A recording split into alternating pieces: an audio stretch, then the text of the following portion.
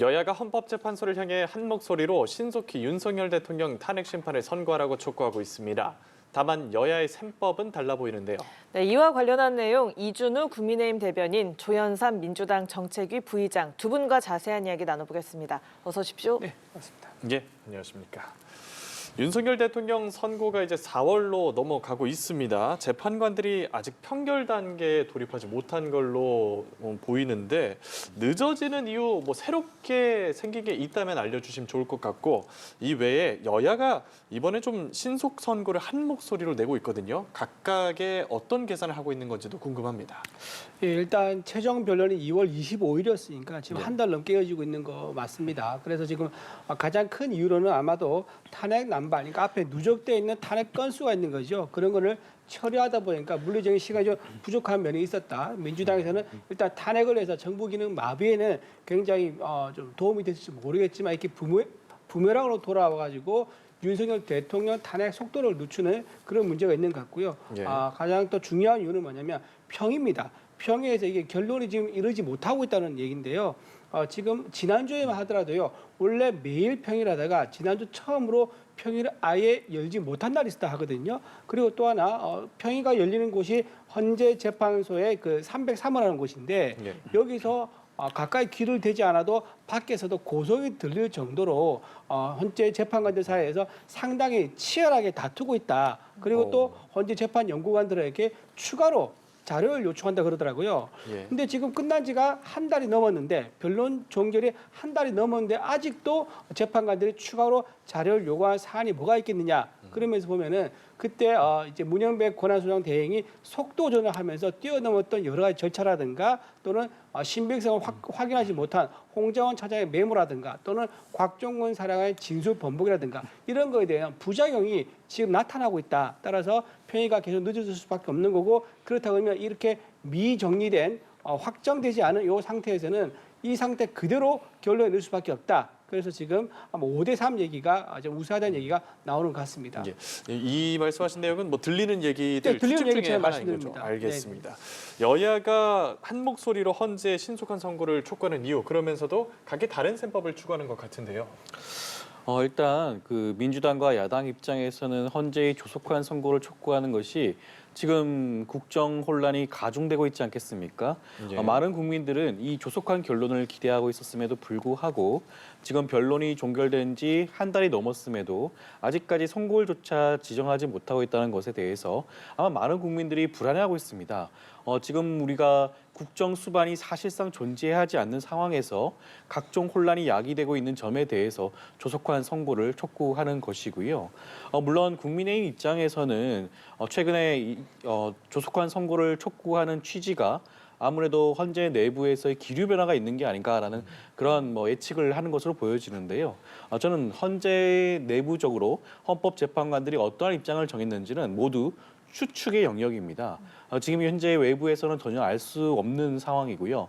추정컨대 최근에 있었던 한덕수 총리의 그런 파면과 관련된 그 결정문 내용을 좀 살펴보게 되면 아마도 보수적인 그 입장을 취하고 있는 헌법재판관들이 각하 의견과 전부 기각 의견을 내지 않았겠습니까? 그 부분에 대해서 아마 윤석열 대통령의 그런 파면 결정에도 영향을 미치지 않나라는 기대를 하는 것으로 보여지긴 하는데 저는 아직까지도 그 부분을 단정할 수는 없다고 보여지고요. 여러 번 말씀을 드렸지만 헌법재판관들은 우리나라 최고의 헌법 전문가들입니다. 헌법 전문가 입장에서 본인의 이름을 내걸고 기각 의견과 각하 의견을 작성을 한다?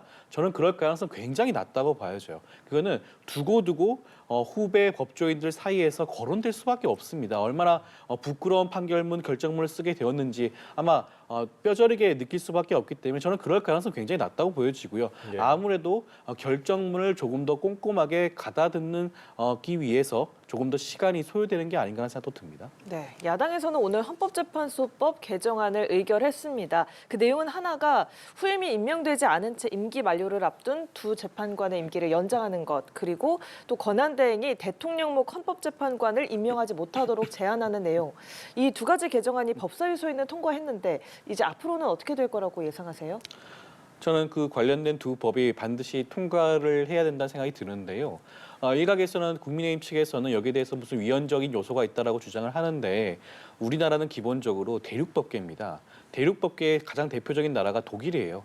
독일에서는 어떠한 규정이 있냐면 헌법재판관의 임기가 종료된 시점에 그 다음 차기 헌법재판관이 임명되지 않았을 경우에는 임기가 연장되는 규정이 나와 있습니다. 우리나라 입장에서는 독일법을 따라서 충분히 그러한 법을 할 수가 있는 거예요. 전혀 위헌적인 요소가 아니고요. 헌법재판소의 운영에 대해서는 이런 헌법재판소 법으로 정할 수가 있습니다. 그렇기 때문에 충분히 그러한 법률 개정을 통해 가지고 헌법재판관이 부재하는 그런 최악의 경우는 막아야 되지 않겠습니까? 헌법재판관은 물론 지금 엄중한 이번 윤석열 파면 사건뿐만 아니라 추후에도 있을 수 있는 각종 엄중한 사건에 대해서도 헌법재판관이 부재할 경우 판단을 내릴 수 없는 그런 최악의 상황을 막아야 되기 때문에 저는 이 법은 반드시 필요하다는 생각이 들고요. 대통령 권한대행이 헌법재판관을 임명할 수 없다는 것은 우리 법조계의 통설입니다. 헌법재판관을 임명하는 것은 적극적인 임명 행위예요. 적극적인 행위에 대해서 권한대행이 할 수 없다는 것이 지금 법조계의 입장이기도 하기 때문에 그 부분을 조금 더 명문화해서 법정으로 정하겠다는 것이 민주당의 입장이고요. 저는 그 부분도 반드시 필요하지 않나라는 생각이 듭니다. 예, 이 위헌적 법률이라는 여당의 주장에 반박을 하셨는데 좀 재반박하실 말씀 있으세요? 네, 오늘 법사위에서 법사위 전문위원들도 보고를 했습니다. 이거 위헌적 법률 위반 소지가 있다라고 검토 의견을 밝혔고요.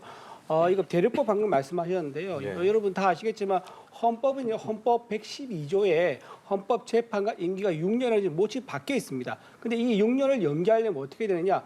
개헌을 해야 됩니다. 개헌이 없이 6년에서 이걸 초과하여 더 연장할 수 있다.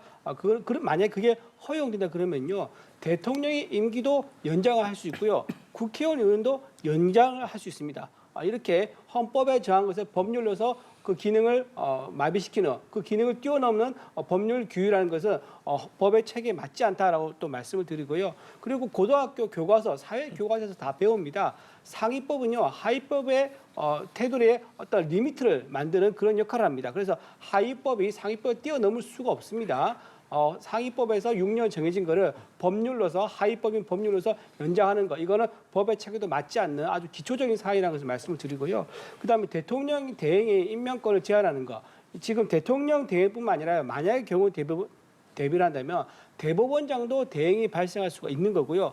국회의장도 대행이 발생할 수 있습니다. 국회의장 같은 경우는 국회 부의장이 되겠죠. 그런데 대통령에 대해서만 임명권을 제한하고 나머지 두 분에 대해서는 임명권에 제한을 두지 않는 그런 독단적인 한쪽만 제한을 두는 거, 이것도 법의 체계에 맞지 않는 위헌성이 있는 그런 조항이거든요. 따라서 저는 둘 다 위헌성이 매우 높아서 실제 처리될 가능성이 높지 않다, 그렇게 봅니다. 예. 여기에 국민의힘이 한덕수 권한대행에게 대통령 몫인 두 재판관의 후임 지명을 요청할 수 있다라는 얘기를 했는데, 재판관 임명은 적극적인 권한 행사라서 안 된다는 해석도 있거든요. 어떤 게 맞는 겁니까? 그 국민의힘 입장에서는요, 대통령의 몫인 두 재판관 후임을 지명을 요청할 수 있다. 이거는 국민의힘이 적극적으로 행사하는 판단이 아니고요. 지금 네. 민주당에서 이렇게 대통령 권한 대행에 대한 헌법재판관 임명권을 제한한다고 하니까 거기에 대한 반대 급부로 그러면 우리는 이렇게 하겠다라고 아이디어를 낸 거지, 이거를 저희가 추진한다고는 좀 보기가 어려울 것 같아요. 왜냐하면 또 실제로 지금 헌법재판관을 임명하려 그러면요, 2달 전부터 인사청문회를 준비해야 됩니다. 그러려면 후보군을 선정해야 되고요, 자체 검증을 해야 되고요, 또 여야 인사청문회 또 위원회를 구성을 해야 됩니다. 이런 절차가 최소 2달은 걸리는데 지금 이제 시작해서 2달 뒤면 언제입니까? 다 헌재 재판 결과 나오고 났습니다. 예. 그런 걸 굳이 대행한테 맡길 의미가 뭐가 있겠습니까? 따라서는 좀 실현성은 그렇게 높지 않다, 저는 그렇게 봅니다. 예. 방금 말씀하신 것처럼 국민의힘 측에서 헌법재판관 추후에 임명에 대해서 요청을 하겠다는 것이 현실 가능성이 없다라고 한다면 그 부분은 제가 그나마 다행스럽다는 말씀을 좀 드리고 싶고요. 그렇지만 집권 여당의 그 원내대표가 이런 발언한 것은 굉장히 부적절하다는 말씀을 그래서 드리고 싶습니다. 앞서 말씀드렸던 것처럼 대통령 권한대행은 권한대행으로서 역할을 할 수밖에 없는 것입니다.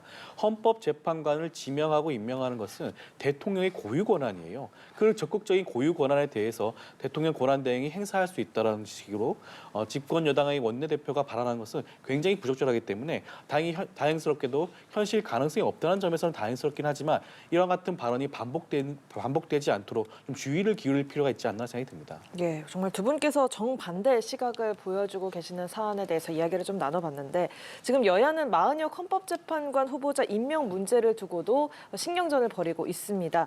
민주당에서는 내일 4월 1일까지 마 후보자를 임명하지 않으면 중대 결심을 하겠다라고 압박을 했는데 이 중대 결심이라는 건 뭐 탄핵 카드를 얘기하는 건가요? 물론 중대 결심에 대해서 박창대 원내대표라든가 지도부에서 구체적으로 말씀하신 건 없긴 하지만 예. 아무래도 재탄핵에 대한 의견일 수밖에 없겠죠. 지금 마은혁 재판관에 대해서는 이미 최상목 권한대행을 상대로 한 권한쟁의 심판에서 이미 결론이 나왔습니다. 8명의 헌법재판관이 모두 공동으로 이 헌법재판관을 임명하지 않는 부작에 대해서 위헌적인 요소라고 판단을 내렸어요. 그럼에도 불구하고 한덕수 권한대행이 여전히 마은혁 재판관에 대한 임명과 관련해서 어떠한 입장도 밝히지 않고 지금 여야 간의 합의를 이유로 계속해서 보류한다고 한다면 그것 자체가 이미 헌재가 인정한 위헌적인 행위입니다. 위헌적인 행위를 계속한다면 당연히 탄핵을 할 수밖에 없겠죠. 저는 이번에 한덕수 총리에 대한 탄핵이 통과가 되고 의결이 되고 결의가 되고 다시 헌재로 넘어가게 된다면 헌재는 거기에 대해서는 아마 다른 판단을 할 가능성이 있다. 지난번에는 기각 결정을 내렸지만 이번의 경우에는 너무나 명백한 마은혁 재판관의 위헌적인 임명 부작위 행위에 대해서 계속하지 않는 점에 대해서는 분명히 인용할 가능성도 높지 않을까 생각이 듭니다. 예, 한덕수 대행이 기존에 밝혀왔던 이 여야 합의 원칙을 깨고 과연 내일 임명을 할까라는 가능성에 대해서는 좀 낮게 관측이 되고 있는데 자 그렇다면 이 민주당의 중대 결심 좀 어떻게 될 거라고 보세요? 저는 이 중대 결심에 대해서 좀 말씀을 드리면 지난주에 김어준 씨가 이 얘기를 처음 꺼낸 것 같습니다. 김어준 씨가 오전에 한 유튜브에서 이 말을 꺼냈고요. 그리고 나서 같은 날 오후에 민주당에 있는 70여 명의 초선 의원들이 갑자기 한밤중 아니고 밤늦게 성명서를 냅니다. 줄 탄핵을 하겠다는 거예요. 김어준 씨가 줄 탄핵시켜서 국무위원들 다 국무회의를 기능을 마비시켜야 된다라고 처음에 포문을 열었고 그날 저녁에 민주당 초선 의원들 전부 다 좋다. 전부 다 줄 탄핵시켜가지고 국무회의를 다 마비시키자라고 하면서 묻지도 따지지 않고 즉시 탄핵하겠다 이런 말을 했는데 이건 굉장히 위험한 발언입니다. 이런 이제 엄청난 말을 했을 때 정부 기능의 마비, 그러니까 정부의 셧다운을 이제 목적으로 했다는 건데 이런 엄청난 말을 할 때 과연 이재명 대표가 이런 사실을 몰랐을까요? 70명이 되는 대규모 단체 의원들 움직여서 이런 성명을 내는데 이재명 대표가 모르는 상태에서 했을 리가 있겠습니까? 주말 사이에 반응이 너무 좋지 않고 또 만약 이렇게 했다가는 정말로 내란 혐의, 내란 선정 예비 목적으로 내란 혐의에다 구성 요건에 해당할 수 있다 해서 고발당할 수 있다는 얘기가 나오니까 오늘 아침에야 부랴부랴해서 그 말을 거둬들여서 한 발짝 물러났지 않습니까? 예. 이렇게 주말 사이에 굉장히 간을 보는 듯한 이런 행동하고 발언하는 것을 굉장히 부적절하다는 말씀을 좀 드리고요. 헌재에서 마은혁 후보에 대한 임명에 대해서 하지 않은 것에 대해서는 부적절하다고 얘기했지만 결국 헌재의 최종 결론은 뭐냐면 부적절하지만 탄핵에 이를 만큼 아니다. 파면할 정도로 중대한 결격 사유는 아니다라는 게 헌재의 최종 입장입니다. 따라서 계속 지금 뭐 반복된 얘기를 하지만 마은혁 재판관 후보에 대한 임명하지 않은 문제 이거는 헌재에서도 파면에 이르지 않는다고 확인하는 사항이기 때문에 이걸 가지고 국민의원들 탄핵시킨다고요? 그러면 아마 탄핵 기각에 대한 결론만 더 빨리 회신하는 그런 결과밖에 안 가져올 것이다. 그런 말씀드립니다. 예. 그래서 국민의힘이 그 쌍탄핵, 줄탄핵 주장한 민주당 초선 의원 전원 그리고 이재명 대표 등을 고발했습니다. 그랬더니 이제 민주당 초선 의원들도 무고죄로 맞대응하겠다고 예고를 했고요. 결국에는 고소전으로 이어지고 있거든요. 근데 이게 어떻게 무고가 될 수 있겠습니까? 지난번에 통진당이 정당 해산됐을 때요. 주요 사유가 뭐였냐면요. 통진당에서 국가 기반 주요 시설 있지 않습니까? 예. 상하수도, 가스관, 그다음 통신망 이런 것을 파괴하려고 실체가 있는 준비를 했다는 거. 철로를 파괴해서 교통망을 마비시키려고 이렇게 실체가 있는 준비를 했다는 게 인정이 돼가지고요. 통진당이 해산했습니다. 근데 지금 어떻습니까? 민주당에서는요. 국무회의를 아예 못 열어가지고 정부가 법률안 의결도 못하고 예산안 심사도 못하고 그다음에 지금 재난 때문에 목적 예비비도 전용을 해서 써야 되는데 그것도 지금 못하게 하였던 거 아니겠습니까? 그러다 보니까 결국은 정부 기능 마비, 셧다운을 목적으로 한 내란 행위에 해당한다라고 볼 수밖에 없는 거죠. 이거는 뭐 무고죄가 될 수 없는 거고요. 만약에 정말 제대로 심판받는다면은 민주당이야말로 정말 내란을 예비한 그런 정당이라 할 수 있을 것이다. 그래 봅니다. 예, 고발 그리고 무고죄 대응 어떻게 보고 계십니까? 참 이 국민의힘 의원들 입에서 이런 말이 나온다는 게 참 가당키나 한 얘기인가 싶습니다. 내란죄 얘기를 민주당한테 하다니요. 지난번 12.3 비상계엄과 내란 사태 때 국민의힘 의원들 그 상당 부분 그 당시에 어디에 있었습니까? 그 추운 날씨에 많은 시민들이 국회에 모여서 계엄군을 몸으로 막았습니다. 총으로 무장한 계엄군에 대해서 그렇게 항거한 시민들 앞에서 국민의힘 의원들은 18명 말고는 전혀 존재하지도 않았죠. 어떻게 보면 그 현장에 나오지 않은 국민의힘 의원들이 내란을 공모하고 동조한 그런 세력이라고 할 수가 있는 겁니다. 그러한 사람들이 이제 와서 내란 선동죄라뇨.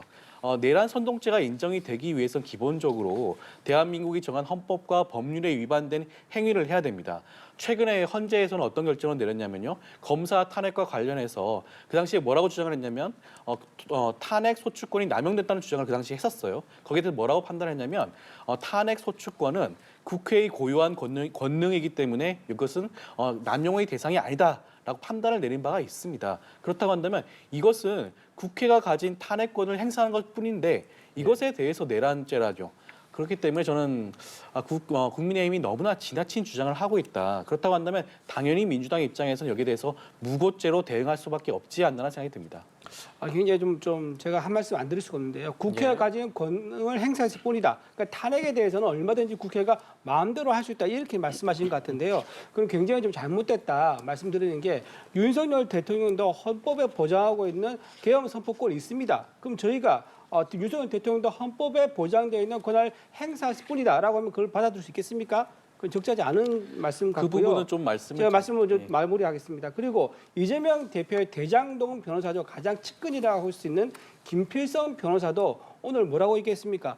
이렇게 민주당에서 줄 탄핵을 시키면 정부 기능을 마비시켜서 내란 구성 요소에 해당할 수 있다라고 김필성 변호사가 본인이 얘기했을 정도예요. 이재명 대표의 최측근도 내란 혐의가 있다라고 얘기를 할 정도인데 이거 어떻게 내란 혐의가 아니라 할 수 있습니까? 그렇게 말씀드립니다. 네.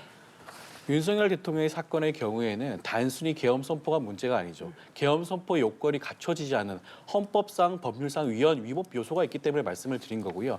심지어 계엄을 선포하고 난 다음에 국회를 통제했습니다. 선관위는 직접 본인의 입으로 선관위에 계엄군을 보냈다고 진술까지 했습니다. 그렇기 때문에 이것은 절차상으로나 내용상으로나 위법한 행위였다는 말씀을 드리는 거고요. 탄핵 절차는 국회가 가지고 있는 고유한 권한입니다. 여기에는 어떠한 위법 요소도 없어요. 국회의 결의를 통해서 통과시키면 되는 겁니다. 그 탄핵에 대해서 이것이 가부 결정을 헌법재판소가 할 수 있는 것뿐이죠. 그런데 어떻게 이런 탄핵 절차를 진행했다는 것만으로 내란 행위에 해당된다고 주장하는지 저는 국민의힘 특히 권성동 원내대표라든가 각종 법조인 출신들 있지 않겠습니까? 이것이 전혀 위법한 요소가 없다는 점을 인지하고 있음에도 불구하고 정치적인 수사를 통해서 이런 주장을 하고 있는 게 아닌가 그런 말씀을 드리고 싶습니다. 예, 알겠습니다. 이번에는 좀 주제를 바꿔서요. 검찰이 뇌물수수 의혹과 관련해서 문재인 전 대통령에게 소환 조사를 통보한 내용도 함께 이야기를 나눠보겠습니다. 민주당은 정치 탄압이다. 검찰은 정치적인 고려 없이 수사하겠다. 민주당과 검찰 각기 다른 입장을 보이고 있는데 이 내용 어떻게 보세요? 정치적 고려 없이 수사하는 게 맞죠. 그리고 2021년인가요? 시민단체가 처음으로 이 사건을 고발하면서 수사 시작됐는데요. 그때는 문재인 정부 시절이어서 이게 제대로 수사가 안 됐습니다. 고발만 접수를 받고 그 후에 정권이 바뀌고 나서 그때서야 본격적으로 수사를 했는데요. 문다혜 씨, 당사자죠. 문다혜 씨가 이익을 받고 사위 서창호 씨가 이익을 받습니다. 이상직 전 의원을 중진공 이사장으로 임명하면서 이상직 장관은 본인을 기관장으로 임명해 주에 대한 고마움을 그 대가로서 자기가 설립한 회사의 이사로 취직을 시켜가지고 2억 1천만 원이 넘는 경제적 이익을 줬습니다. 매달 출근도 하지 않으면서 월급을 800 받았고요. 회사에서 지급되는 돈으로 월세, 그러니까 집에 고급 빌라가 있습니다. 그것도 매달 300만 원씩 받았었고 한국에 오갈 때도 비행기를 공짜로 이용했습니다. 이런 경제적 이익을 봤으니 당연히 뇌물수수의 최종 혜택을 본 사람은 문재인 전 대통령을 할 수 있는 거죠. 그런데 수사를 할 때 보면은요, 문다혜 씨라든가 서창호 씨가 진술 거부권을 행사하면서 협조를 하지 않았습니다. 그러니까 시간이 좀 걸릴 수밖에 없는 거죠. 그리고 김정숙 여사에 대해서도 출장 수사하겠다고 하는데 본인이 거부를 한 걸로 알고 있습니다. 그러다 보니까 마지막 단계에 가다 보니까는 이렇게 문재인 전 대통령까지 오게 됐다는 것까지 말씀을 드리고 시간이 걸린 거는 이렇게 비협조가 있었다는 거 말씀을 드리고 이거에 대한 그 문재인 전 대통령에 대한 소환 통보 이거는 2월 달부터 이미 조정했다 그러더라고요. 그러니까 3월에 지금 이재명 대표가 2심에서 무죄 선고를 받았지 않습니까? 이거 전혀 관련이 없이 무슨 일각에서는 이재명 대표가 무죄 선고를 받으니까 무슨 국면 전환용으로 문재인 전 대통령 사건을 소환한 거 아니냐, 사건을 수사한 거 아니냐라고 하는데 그거와 관계없이 2월 달부터 이미 문재인 전 대통령과 소환 일정이 잡혀 있었다는 까지 말씀을 좀 드리겠습니다. 네, 민주당에서는 내일 전주지검 항해 방문하겠다라고 예고를 했죠. 이 사건은 사실 2020년에 곽상도 의원이 고발을 하면서 시작이 된 사건입니다. 지금 시간이 굉장히 많이 흘렀죠. 예. 그리고 현 정부가 출범한 지 3년이 흘렀습니다. 이제 와서 전 정부 대통령인 문재인 전 대통령에 대한 수사를 소환 조사를 개시한다는 자체가 굉장히 정치적인 목적이 있지 않냐는 말씀을 드릴 수밖에 없는 부분이고요. 심지어 그 당시 전주지검장은 이창수 전주지검장이 묵혀놨던 이 사건을 제대로 속도를 내기 시작했습니다. 이창수 그 당시 지검장이 어떤 분이냐면요. 그전에는 성남지청장이었어요. 성남FC 사건, 이재명 대표에 대한 수사를 진두지휘한 지청장이었습니다. 그 뒤로 전주지검장으로 와서 문재인 전 대통령에 대한 수사를 제대로 밟기 시작했죠. 그리고는 서울중앙지검장으로 1년 만에 영전했습니다. 1년도 되지 않아서 서울중앙지검장으로 되어서는 김건희 여사에 대한 도이치모터스 주가 조작 의혹 사건에 대해서 불기소 결정을 내린 사람이에요. 네. 이 모든 사건의 연결고리를 살펴보게 된다면 얼마나 이것이 정치적인 목적, 현 정부의 그런 목적에 따라서 이러한 수사가 진행되고 있는 게 아닌가라는 합리적인 의심을 지울 수 없는 것이죠. 예, 알겠습니다. 오늘 조현선 민주당 정책위 부의장 그리고 이준우 국민의힘 대변인 두 분과 정치권 얘기 나눠봤습니다. 오늘 말씀 고맙습니다. 고맙습니다.